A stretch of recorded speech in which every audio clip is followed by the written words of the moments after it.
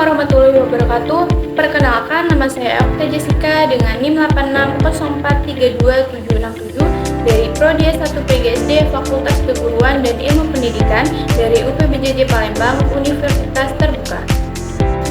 Baiklah, kali ini saya akan menjelaskan tentang bagaimana ontologi, epistemologi, dan aksiologi membentuk dasar-dasar filsafat ilmu.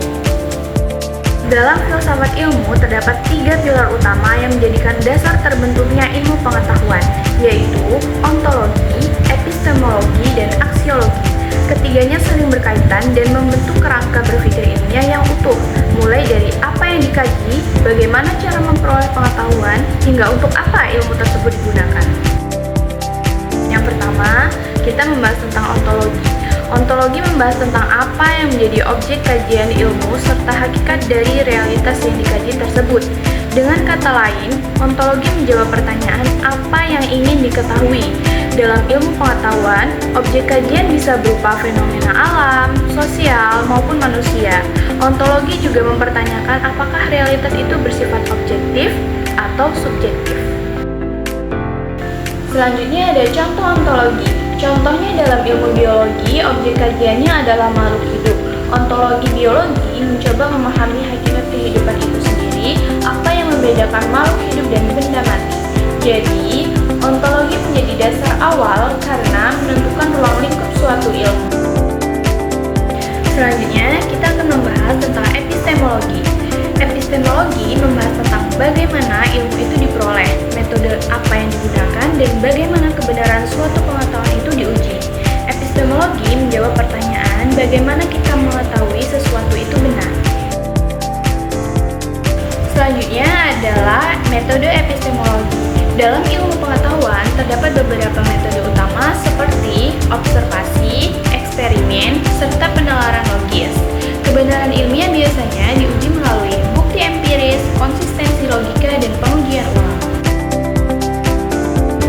Lalu ada contoh epistemologi. Contohnya dalam penelitian ilmiah, seorang peneliti tidak hanya berasumsi tetapi harus mengumpulkan data dan mengujinya secara sistematis.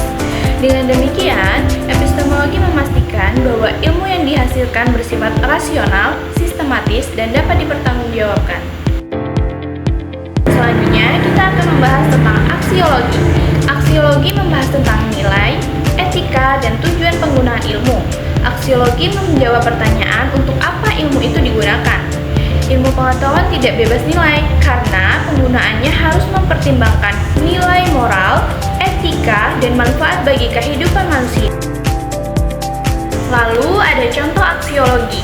Contohnya, teknologi nuklir bisa digunakan untuk pembangkit listrik. Nah, itu adalah manfaatnya. Tetapi juga bisa digunakan untuk senjata. Itu dalam bentuk bahaya.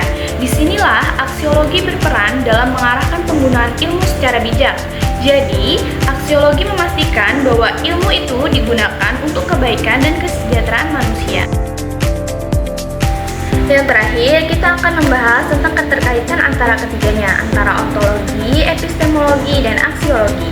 Mereka itu tidak bisa berdiri sendiri, tetapi saling berkaitan.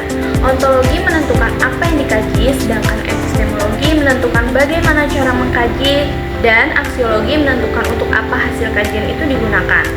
Ketiganya membentuk satu kesatuan, karena tanpa ontologi, ilmu tidak punya objek, sedangkan tanpa epistemologi, ilmu tidak punya metode yang jelas, dan tanpa aksiologi, ilmu bisa disalahgunakan.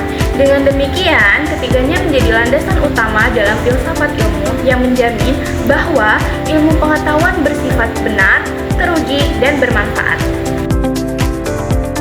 Jadi, kesimpulannya, ontologi, epistemologi, dan aksiologi merupakan dasar dalam filsafat ilmu yang saling berkaitan dan membentuk cara berpikir ilmiah secara utuh. Melalui ketiganya, ilmu pengetahuan tidak hanya menjadi benar secara konsep, tetapi juga teruji melalui metode yang tepat serta memberikan manfaat bagi kehidupan.